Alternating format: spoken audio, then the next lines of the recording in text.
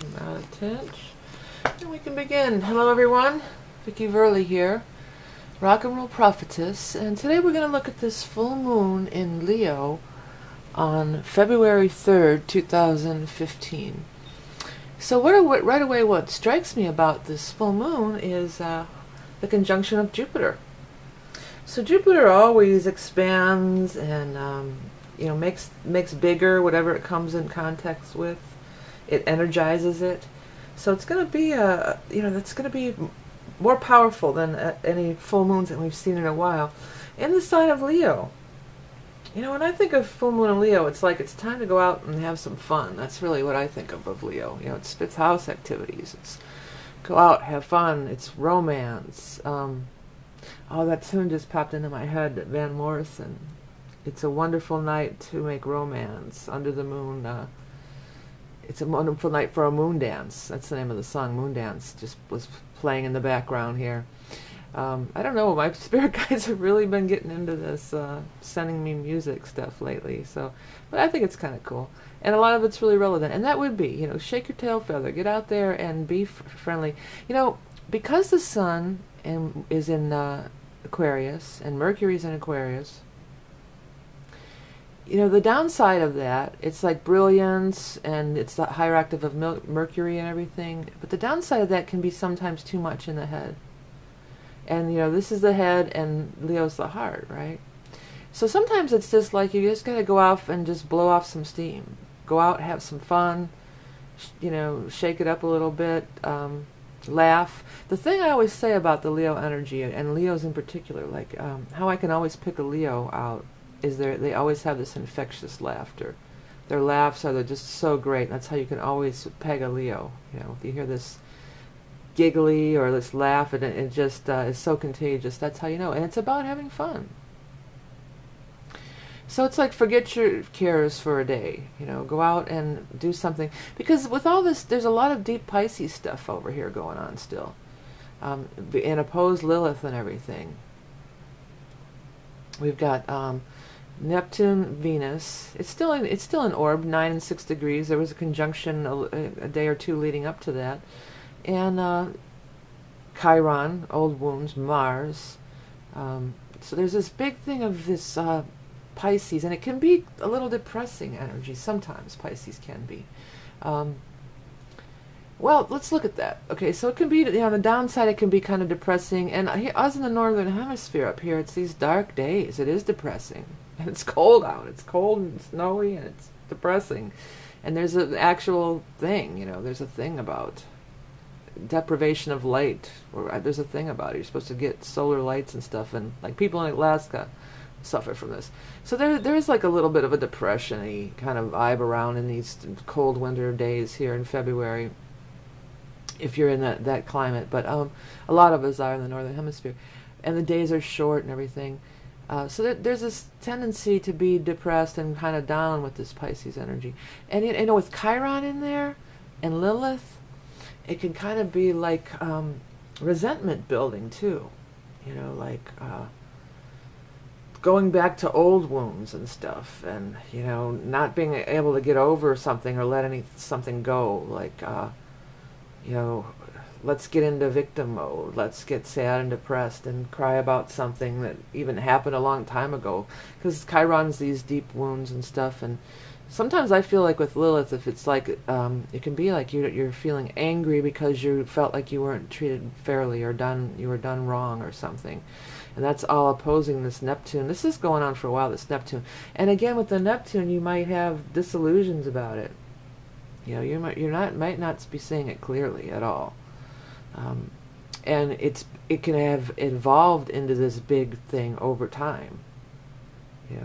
Because you keep telling the story over and over again, and it's a snowballing, into this bigger thing than it really needs to be, or maybe even was. But just by keep adding to it and adding to it, it becomes this big thing. And, Venus and Neptune here together, that's, disillusions and love. You can fall in love. It's a great time to fall in love with this. With the Chiron and the Lilith, though, watch that you're not out to prove something. Like, it could be like, well, this person did this to me, so I'm going to go out and I'll show them, I'm out to prove that I'm whatever, or I'm going to choose another domineering person to put them in their place to show that I won't be dominated, or something crazy like that could happen too. With Neptune, there can be some disillusion, but it is that magical. Venus-Neptune is that magical stuff too. Sprinkling of the fairy dust on things. And it can be rose-colored glasses, but it also, that's where the magic happens, I would say. It's sparkly, it's dreamy, it's imagination, it could be dreams coming true. Really, it really could. Now we've got the Chiron and the Mars. See, that's where that resentment stuff could come in. So I'm feeling like with Mars and Pisces and next to Chiron, this can be like old deep-seated resentment stuff that's been lingering and hanging around, for a long time.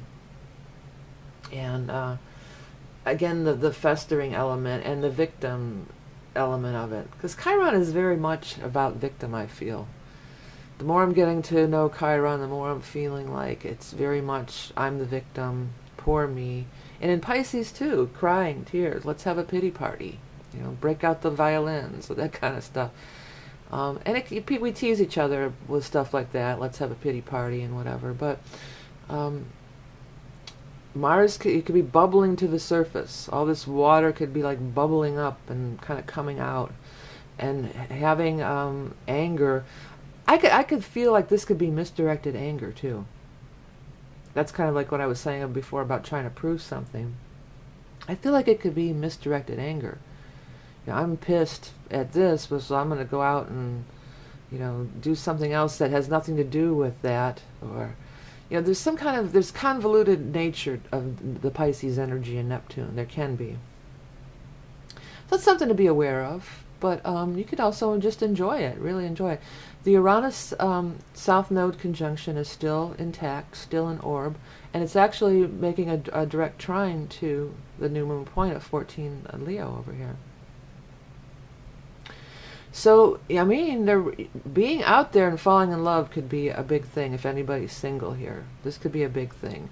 And South Node Uranus, past life connections. Uranus, again, unexpected, out of the ordinary. There's a third trine to that too. Oh yeah, it's trining down here with Pallas. So we've got a grand trine in fire with Uranus in the South Node in Aries, Moon, and also Juno over here, Jupiter, and Pallas. I would say that Saturn's not an orb, although Saturn is in orb with Juno. And there's some other things that Saturn is doing here too with this Pisces stuff. Saturn's still squaring Neptune. But let's get to this trine, this grand trine of fire. Very much like people from your past. People from your past, past lives, past in this life could be showing up. I think that great revelations can be made at this time. If there is something over here in this Pisces downer Chiron energy that you've kind of been letting become this big snowball over years and years of always going back to it, or what just occurred to me right now is like even like bad memories. Like I was going to relate it to people who have passed because Neptune Pisces 12th house can be like ghosts and spirits and stuff, but it could be people who have passed or just anybody really, or any kind of relationship hurt that a past relationship, like a big breakup that you may have had or something, an ex. You can go over that same sad story again, or if it's like your parents are gone and they, my parents, they did bad things to me or they ruined my life, and I'm 40 or 50 years old and I'm still blaming my parents for ruining my life. You could have some kind of big breakthrough there. Like, just get that. But also, it could be like, it wasn't all bad, no matter what. If it was your past relationship, there's got to be some redeeming qualities about that person, or you never would have fallen in love with them in the first place. Or if it was your parents, it could be like a forgiveness thing. Like, well, whatever, they did what they could do. They did the best they can. There was good things, too. There was fun things that they did. There was advantages that they gave me. And also, that ties into the Saturn stuff too, squaring the Neptune. You know, there's advantages that they gave you, whether they even seem like they were advantages or not. You know, that there can be things like that. Like you, all right. Here's an example of my mother. I can be very hermit. Like, you know, I've got a lot of Neptune, Pisces stuff in my chart, Scorpio, and Capricorn. You know, I could be alone for hours doing artwork or music by myself and have no problem with it. And my mom was a major Leo, talking about Leos here. And she forced me to be outgoing and talk to people. And she was, you know, had a great personality. You know, there was her bar, and she was just, you know, the life of the party, a typical Leo, right? And she kind of forced me to be that way somewhat. And you know, if I had it my way, I could crawl in a cave forever at sometimes. Or, you know, that's exaggeration, of course. But that thing that friction, that square, that she forced me to be outgoing and go talk to the customers and try to get me to develop a personality, basically, you know, which was not innately in me. Pisces, what's innately in you, you know. Although I've got some fire in my chart, but the thing is that she forced me to do that, and I was always like fighting her, like, no, I don't want to go talk to the people. You know, I was like, but I can see now how that was such a gift to me. I can see now that helped me in every aspect of my life, all over. Not even just doing readings, but just being able to strike up a conversation with anybody. And, you know, not being afraid to be on stage, to go play music when I was doing that, you know, because, you know, getting over my shyness, basically. I guess it was shy. I think I was just more of an introvert, really. But she forced me to not be that way. And at the time, I resented her for it. And I would she sometimes would physically have to drag me. I have my arms folded, like, no, I don't want to go. Or I don't want to go to we used to have, like, big functions, big picnics and parties and stuff. And I would have to go, and I'd be like, I don't want to. And she would sometimes, like, physically grab my arms and drag me. It was a big thing with us. But I can see again now how that was just such a blessing for me, and how it has helped me in so many ways.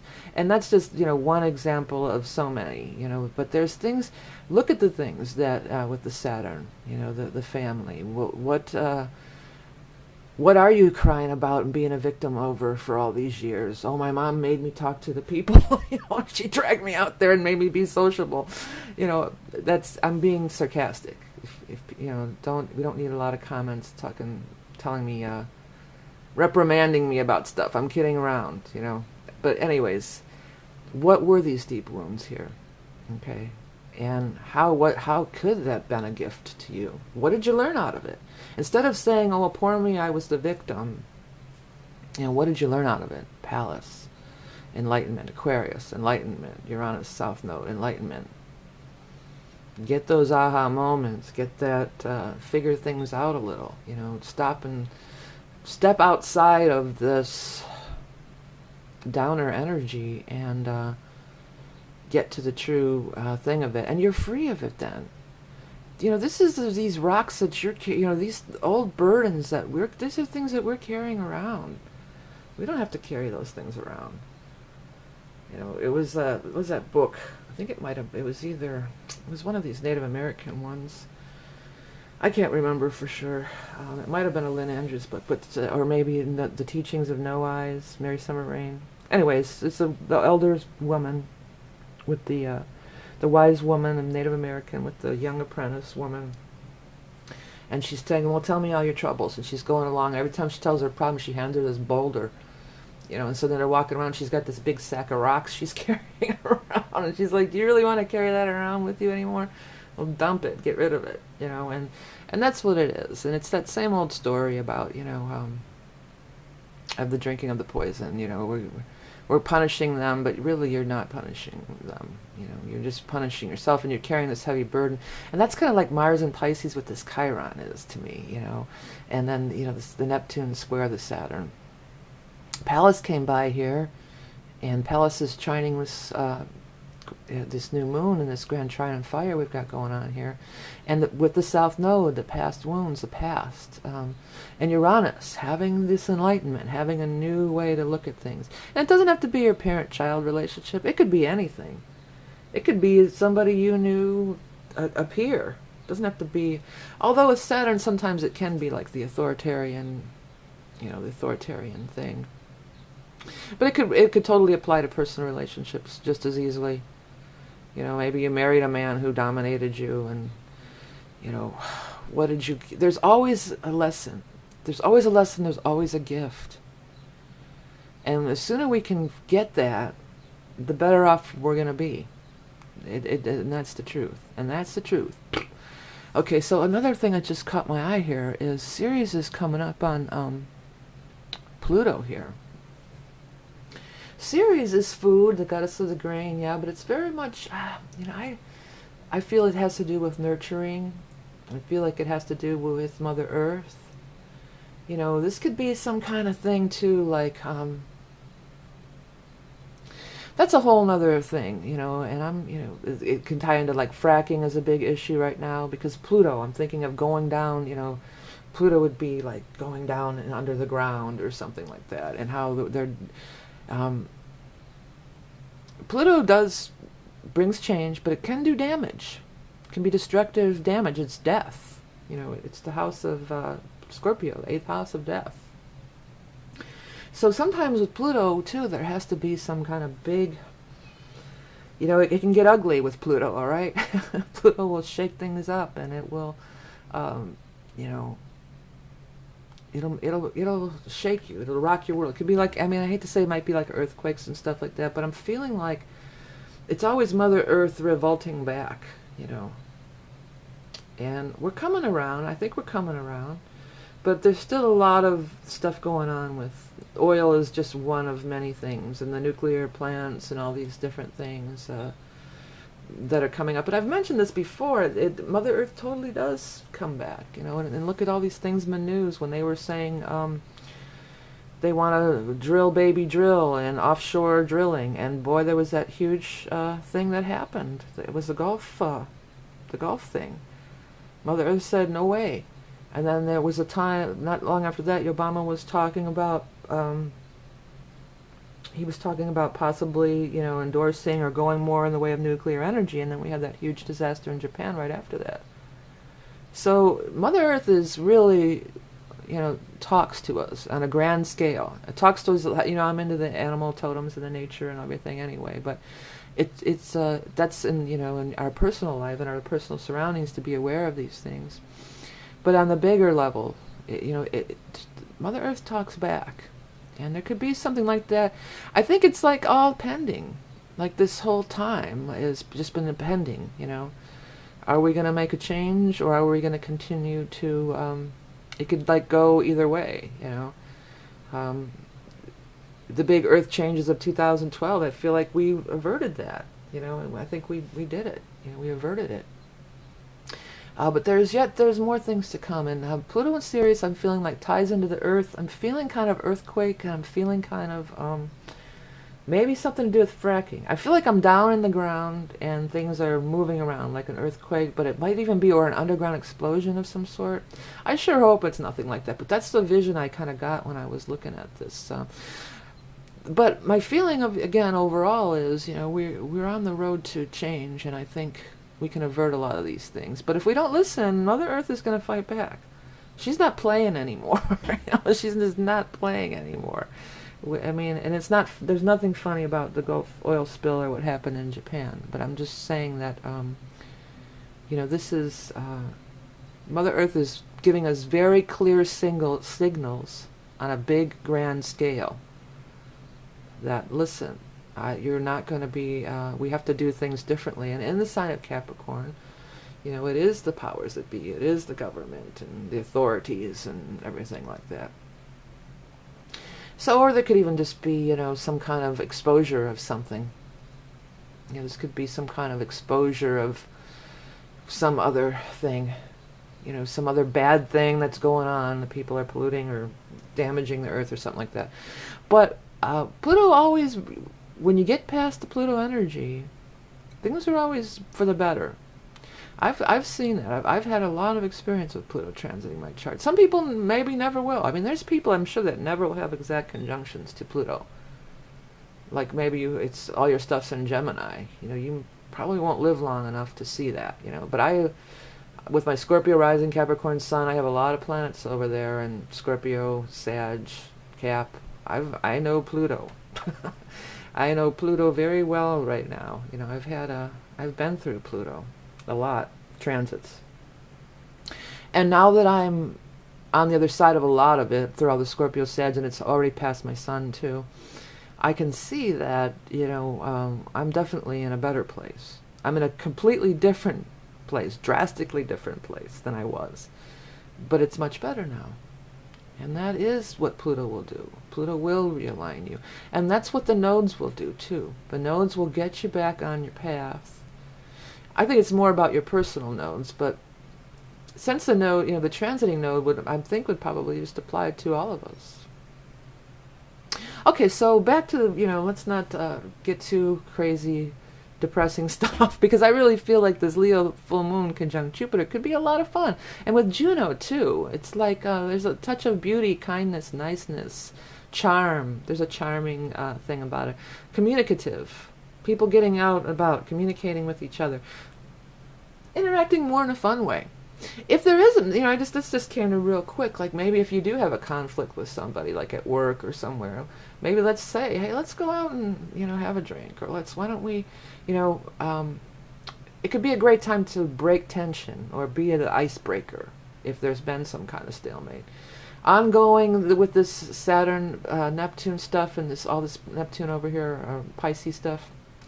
Deeper things that are going on beneath the level, but in the few days around this full moon, I think some pretty fun stuff could be happening, and definitely get out there and shake off those winter blues if you're up here in the northern hemisphere. Okay, so before we go, I want to tell, a lot of you are, you know, since you're watching this, I assume you're into astrology. I haven't talked about my mandalas for a while. This is available on my site, and this is the artwork that I do from your chart. And, you know, you see a lot of things in here. I see things as I'm creating it. It's magical. It's a magical thing that happens. And you can see them too. You know, if you look deeper into this artwork here, you'll see some pretty cool things emerging from it. This is one of my favorites here. This looks like this giant cross shooting out of the ground or something. So yeah, check that out if you're into astrology. This is original art that I do related to your chart. And real quick, I wanted to show you some of the new cards that I've done. I'll have to do a little panning here if I can make this thing move. So these are the animal totem cards, and they're really coming along. I just threw up like 4 that I did in the last couple days here, and looking pretty cool. Lots of stuff to like swirls and things to kind of look at, and because I'm a reader too. I know I like to look at things, and things that they could look like numbers, letters, shapes. It could remind you of other things. And that's the idea, that I have that in mind as I was creating these cards, this deck. And as always, if you want to look at my main channel, you can see that there's some other stuff. And if you go into the About section, everything is there. We got the link to the tapestry, the readings, donation. If you enjoy these free videos, please make a donation. They're highly appreciated. Tarot in the Modern World, my book, and as I announced last time, I have the fiction novel of Starseed. My other channels, I have my children's channel, Learning Songs for Kids. It's actually my name, Vicki Verley, the original YouTube channel that I had, and actually not the original, the bar one was the original, but this one is cool too. Lots of stuff for kids, Learning Songs for Kids, new songs, Alphabet Adventure series. My Green Glen people, my beloved little Green Glen creatures that I have there. Check that out. And I have another one, a lot of keyboard. I'm a musician for many years. A lot of keyboard and music stuff. You know, keyboard lessons, original music. I would be open totally for somebody to record some of my songs if they enjoy them. And I want to thank you all for watching, donating, liking my videos, commenting, sharing. I appreciate it all so much. Remember that you are love and beauty incarnate, and I'll speak to you soon.